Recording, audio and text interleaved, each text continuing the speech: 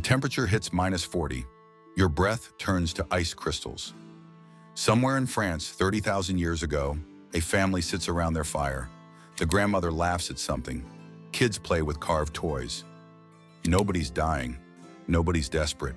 Everything you learned in school? Complete garbage. These people had it figured out. Wait, let me back up. You know that image we all have? Hairy cavemen, grunting, barely surviving, maybe fighting a saber-toothed tiger over scraps of meat? Yeah, throw that out. When archaeologists started really digging into Ice Age sites, when they stopped looking for what they expected to find and started seeing what was actually there, minds were blown. Take this one excavation at Dolní Věstonice. The archaeologists are carefully brushing away dirt, expecting to find maybe some broken tools, some bones. Instead, they uncover a kiln, a freaking kiln for firing ceramic figurines. These people were making art, not survival art, not religious must-make-this-or-we-die art, just art, because they had time, because they weren't scrambling to survive every second. Dr. Olga Sofer nearly dropped her tools when she realized what she was looking at. See, if you're on the edge of starvation, if you're one missed meal from death, you don't spend months building elaborate structures. You don't spend 2,500 hours decorating children's clothing with beads. You definitely don't feed people who can't contribute, but that's exactly what they did. At Sungir, those two kids buried with all that wealth, the boy had a twisted femur, the girl had bowed legs. They couldn't run. In a desperate survival situation, harsh as it sounds, they would have been left behind. Instead, somebody loved them, fed them, carried them, made them the most elaborate burial goods we've ever found from that era. That's not desperation, that's abundance. But hold on, let's paint the actual picture of their world. Because if you're thinking, yeah, but it was just kind of cold, you're not getting it. During the last glacial maximum, we're talking about a world that would make Game of Thrones' winter look like a mild February. Ice sheets 2 miles thick. Got that? 2 miles office ice, covering half of North America. The weight was so massive it pushed the Earth's crust down. We can still measure the rebound today. 20,000 years later. Picture this. Where New York City sits today, under a mile of ice. London? Ice. Berlin? Ice. The places that weren't under ice were either frozen tundra or something called Mammoth steppe, which sounds cooler than it was. Imagine the worst parts of Siberia, then make it colder and spread it across 3 continents. Oh, and drop the sea level by 400 feet because all that water's locked up in ice. So the coastlines, you know, they're 50 to 100 miles inland from where the actual coast was. In this frozen nightmare, with temperatures that would kill an unprotected human in minutes, our ancestors didn't just hang on. They spread out, they multiplied, they invented, they partied. Yeah, you heard that right. They partied. But their greatest survival tool? Not fire, not tools, something much smaller. A needle. I'm serious. A tiny piece of bone with a hole in it changed everything. Before you think I'm overselling this, let me ask you something. Ever tried to survive winter in a blanket? Not a sewn blanket, just a flat blanket draped over you? Now imagine that blanket is a bare skin, and it's not your bedroom that's cold, it's the entire planet. The needle appears around 45,000 years ago in Siberia. Suddenly humans can make fitted clothes, parkas that actually seal at the wrists, hoods that don't let wind in, pants, actual pants, not just wrapped hides. Mittens connected with strings so you don't lose them, because losing a mitten meant losing fingers. Dr. Ian Gilligan spent 20 years studying this, and he kept coming back to one shocking fact. Neanderthals had bigger brains than us. They were stronger. They'd been in Europe 200,000 years longer. They controlled fire. They had spears, they hunted mammoths, but they probably didn't have needles. We show up with our fancy sewn clothes and suddenly we're everywhere, and they're gone. Coincidence? Gilligan doesn't think so. The Sungir burial clothes blow my mind every time. Picture 2 kids, maybe 9 and 13 years old. Someone who loved them spent, and I'm not exaggerating, over a year making their burial outfits. Each ivory bead, 3,000 of them, took about an hour to make. The beads were sewn onto leather clothing in specific patterns. Underneath, multiple layers, fur facing in for warmth, leather facing out for wind protection. The hood had wolverine fur trim, because frost doesn't stick to wolverine fur. The boots had separate liners. These kids were dressed better than most modern Arctic explorers. But wait, it gets crazier. You know what's harder than making clothes? Building a house from mammoth bones. I mean, first you need dead mammoths. Lots of them. Then you need to drag bones that weigh hundreds of pounds each to your building site. Then somehow you need to stack them into a structure that won't collapse and kill everyone inside. The house at Measurish used bones from at least 95 mammoths. Let that sink in. 95 mammoths. The builders created interlocking walls by stacking mammoth jaws just right, using the natural curve to create stability. They planted tusks in the ground and used them as arches. Shoulder blades became roof tiles. They filled gaps with smaller bones, then covered everything with hides, then sealed it with clay mixed with ash. Inside these bone houses, archaeologists found distinct areas: a kitchen space with hearths and food debris, a workshop area with stone chips from tool making, sleeping areas with remains of what were probably fur beds, storage pits dug into the permafrost. These weren't temporary shelters. Families lived here for months, maybe years. The temperature inside stayed around 60 degrees Fahrenheit when it was minus 40 outside. That's a 100-degree difference. With no electricity, no gas, just clever engineering and mammoth bones. Modern engineers who've studied these structures say the thermal efficiency rivals contemporary building techniques. Except we use steel and insulation. They use dead elephants. Okay, but bones don't burn, right? Wrong. See, this is where it gets brilliant. Wood was precious in the mammoth steppe. Trees don't grow when the ground is frozen 10 feet down. So these guys figured out how to burn bones. But bones need incredibly high temperatures to combust, around 650 degrees Celsius. You can't just light a mammoth femur like a log. They built specialized hearths with air channels underneath. Basically, they invented the forged bellows thousands of years before anyone needed to forge metal. They'd start with whatever wood or dry grass they could find, get the temperature up, then add bone fragments. The marrow inside would render out, creating more fuel. A single mammoth leg bone could burn for days. At some sites, they burned mammoth dung. I know, gross, but genius. Mammoth dung burns hotter than wood and produces less smoke, essential when you're in an enclosed space.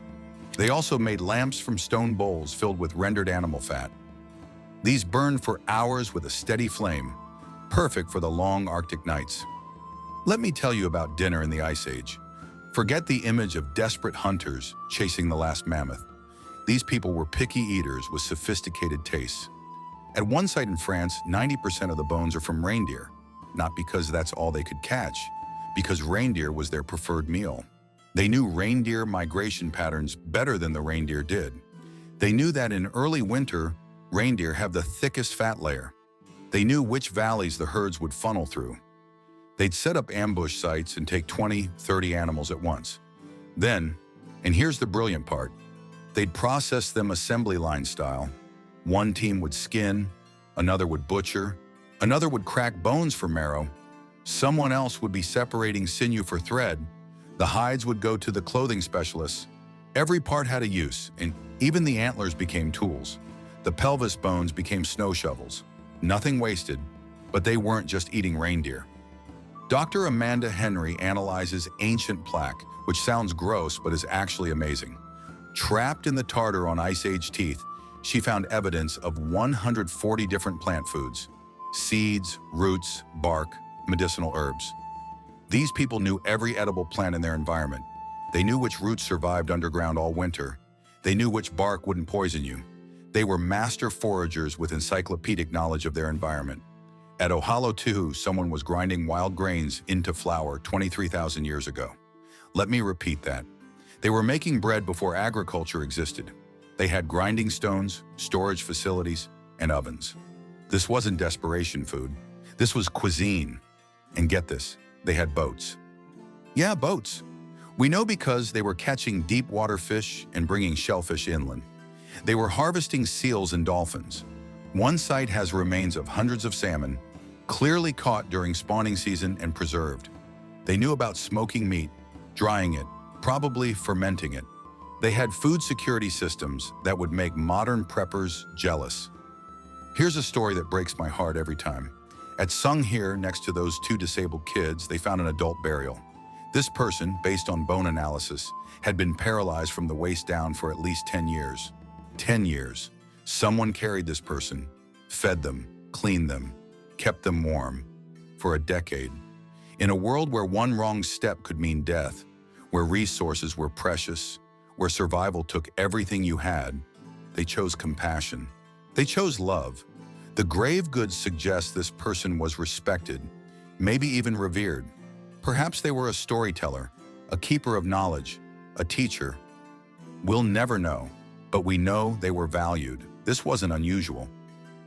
Across Ice Age sites, we find healed broken bones that would have required months of care. We find elderly individuals with arthritis so bad they couldn't have walked, but who lived for years after mobility loss. We find evidence of successful surgeries, amputations with healed bone, skull injuries that were treated and healed. The grandmother hypothesis is beautiful. These elderly women, past childbearing age, became the Google of the Ice Age. They knew which plants cured which ailments. They could predict weather by subtle signs. They remembered where great-grandfather found that good flint deposit 40 years ago. They taught the young ones how to make perfect stitches, how to spot the best furs, how to read animal behavior. Their knowledge was so valuable that groups with grandmothers had significantly better survival rates. Evolution actually selected for longevity because knowledge preservation was that important. Let me blow your mind with Ice Age Amazon. No, really. These people had trade networks that spanned thousands of miles. Shells from the Mediterranean show up in Germany. Obsidian from specific volcanoes in Turkey appears in sites across Europe. Amber from the Baltic reaches the Mediterranean. Flint from particular quarries in Poland ends up in France. But they weren't just trading stuff. They were trading ideas. The same style of spear point appears simultaneously across Europe. Specific artistic motifs, like the Venus figurines, pop up from Spain to Siberia within a few hundred years. That's faster cultural spread than the Roman Empire achieved with roads. Marriage networks connected bands across vast distances. DNA analysis shows they actively avoided inbreeding by finding partners from distant groups. These meetings weren't random. They had gathering sites where multiple bands would meet at specific times, probably summer. They'd trade, feast, share stories, find spouses, and spread innovations. When someone figured out a better way to haft an axe or a new technique for waterproofing boots, that knowledge spread through these networks. It's prehistoric social media, except instead of cat videos, they were sharing survival techniques that actually mattered. The tool collection would make any craftsman weep with envy. We're not talking about bashing rocks together. These people had over 60 specialized tools. Each had a specific purpose, required specific materials, and needed particular manufacturing techniques. They had end scrapers for finishing hides, side scrapers for rough work, burins for engraving, borers for making precise holes, backed blades for fine cutting, points for hunting, and dozens more. Each tool type had variations for different materials. Working mammoth ivory requires different tools than working antler or wood. The precision is insane. Some stone blades are so thin light passes through them. The edges are sharper than surgical scalpels. How? They heat-treated the stone first. At exactly the right temperature, flint becomes easier to work but doesn't lose strength. Too hot and it shatters. Too cool and it won't work. They knew the exact temperature, probably by color changes we can barely detect. Hafting, attaching stone tools to handles, multiplied the force you could apply. But it requires adhesive that can handle impact stress. They invented birch bark tar, a complex adhesive that requires heating birch bark in the absence of oxygen at precise temperatures. Get it wrong, and you have ash. Get it right, and you have superglue. They got it right. Consistently. For thousands of years, microliths, tiny geometric stone tools, could be combined in different ways to create composite tools. Need a saw? Line up serrated microliths in a wooden groove. Need a spear? Arrange them for a cutting edge with a sharp point. Broken tool? Replace just the damaged microlith. It's modular technology, 40,000 years before modular anything else. Let's talk about their entertainment, because yes, they had entertainment. At Hohlfels Cave in Germany, archaeologists found a flute made from a vulture bone. It's 35,000 years old and you can still play it. The finger holes are precisely placed to create a pentatonic scale. Someone sat in that cave in the middle of the Ice Age and figured out musical theory. They made art constantly, not just utilitarian art, but art for art's sake. The walls of caves are covered with paintings so sophisticated that when they were first discovered, people assumed they were forgeries. The animals have perspective, shading, use the natural cave contours for 3D effects. At Chauvet Cave, there's a painting of lions hunting that uses multiple images to suggest movement, like a prehistoric film strip. Portable art was everywhere. Carved figurines, decorated tools, engraved stones. The Venus figurines, those voluptuous female figures found from France to Siberia, might have been the first viral trend in human history. Different artists, different styles, but the same basic concept spreading across continents. Was it religion? Fertility magic? Prehistoric porn? We don't know, but they spent hundreds of hours making them. They had jewelry, so much jewelry. Beads made from mammoth ivory, shells, amber, jet, animal teeth. Some barrels have thousands of beads. Each bead took about an hour to make. That's not survival. That's fashion. That's status. That's people with enough resources to spend months making themselves look good. Let me paint you a picture of daily life. Morning in the bone house. Someone's tending the fire, adding a chunk of mammoth femur that'll burn all day. Kids are playing with miniature tools, learning by copying adults. Teenagers are working on their first real clothing project, supervised by grandma who's forgotten more about sewing than most people ever learn. The hunters left before dawn, following fresh reindeer tracks. They'll be gone for days. Back home, someone's scraping a hide, preparing it for new winter boots. The rhythmic sound mixes with someone else napping flint, making replacement blades for the hunt. In the corner, an artist is carving a horse from ivory, just because. Meals are communal affairs. Everyone contributes something. Fresh meat when available, dried meat from storage, ground roots made into cakes, berries preserved in fat, pine needle tea rich in vitamin C. They know nutrition better than most modern humans. They have to. Malnutrition means death. Evenings are for stories. The fire dims to coals, throwing shadows on the bone walls. Elders tell tales of previous winters, worse than this one. They share the locations of emergency food caches, the signs of weather changes, the behavior patterns of prey animals.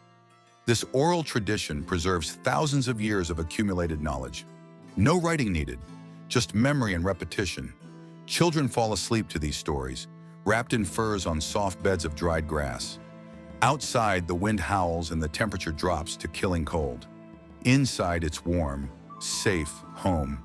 Tomorrow will bring its own challenges, but tonight, the tribe is together.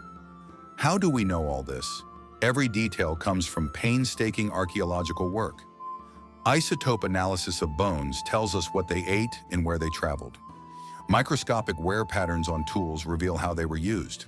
Experimental archaeology, modern people trying to replicate ancient techniques, shows what works and what doesn't. When researchers tried to build a mammoth bone house using only tools available in the Ice Age, it took 10 people 5 days just to collect and arrange the bones. The original builders did this in weather that would kill you in minutes without protection. They weren't just tough, they were organized, skilled, and working from generations of accumulated knowledge. DNA analysis reveals population movements, marriage patterns, and genetic adaptations. Some populations develop genes for processing high-fat diets. Others show adaptations for extreme cold. These weren't random mutations. This was evolution in fast forward, selecting for traits that helped survival in specific environments. The transition out of the Ice Age brought its own challenges. As the climate warmed and the ice retreated, the mammoth steppe disappeared. The great herds of reindeer moved north. The seasonal rounds that had sustained communities for millennia no longer worked. Some groups followed the herds north, others adapted to new environments, eventually developing agriculture. But for 40,000 years, in the harshest conditions our species has ever faced, they didn't just survive.